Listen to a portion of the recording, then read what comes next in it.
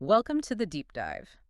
You know how sometimes you're in a meeting or maybe just reading something online and it feels like solid statements, personal feelings, wild guesses, they all get thrown together. Oh, absolutely. It can be really hard to sort through. Right. So today, that's our mission. We're cutting through that noise.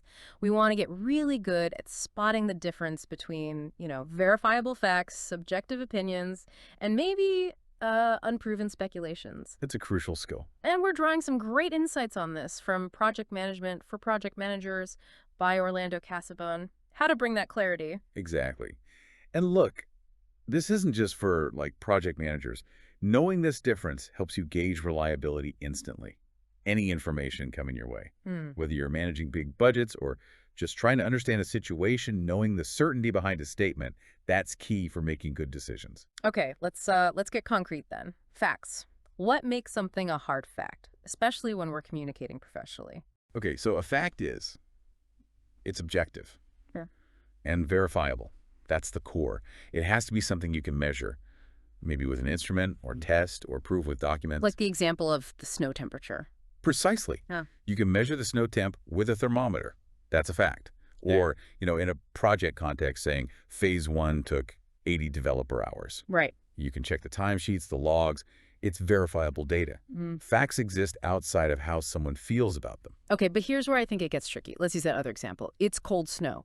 If, everyone skiing says, wow, this snow is cold, doesn't that shared experience make it kind of factual? Ah, yeah, that's a really common point. A frequent mix-up. Mm-hmm. But see, consensus, even widespread agreement, it reflects a shared experience, but not objective verification.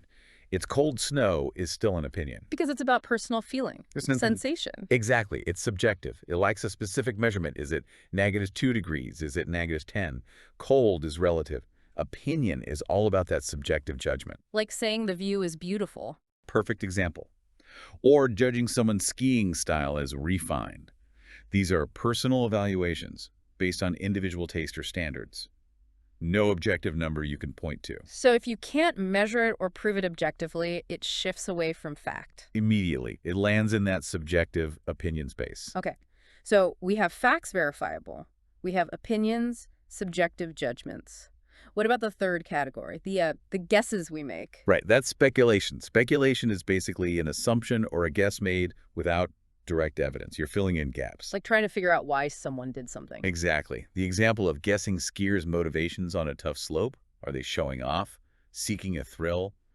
We might assume why, but unless they tell us. It's just a guess. The pure speculation, you don't have the proof. And this is where things can get really messy, can't they? Especially at work, if someone treats speculation like it's a definite fact. Oh, absolutely. That's where the cost comes in. This is kind of the synthesis, right? Recognizing these differences gives you power. Clarity avoids costly mistakes. How so? Well, imagine confusing a speculative risk, like the market might dip next quarter, with a hard fact, like our current budget is fixed at $50,000. You'd plan completely differently. Totally flawed planning. Yeah. And another thing, even a fact needs context. Just giving a wind speed without saying when or where you measured it, that lack of context can make even a fact feel more like speculation because it's not fully useful. Interesting. So the goal is always to sort of audit each statement. How certain is this? Okay. How much weight should I give it when I'm making a decision? That kind of mental audit, that rigor, feels like the real takeaway. So for you listening, here's a little challenge. Just pay attention today. The next few statements you hear maybe in a conversation, maybe online, try to categorize them. Fact, opinion, or speculation? Yeah, which are they? And maybe notice which category do you use most often in your own conversations. It's quite revealing. It really is. And if you want to explore how this kind of clarity boosts strategic thinking and decision-making, especially in complex settings, we definitely recommend the source material, Project Management for Project Managers by Orlando Casabon. Great resource. Thanks for taking this deep dive with us today.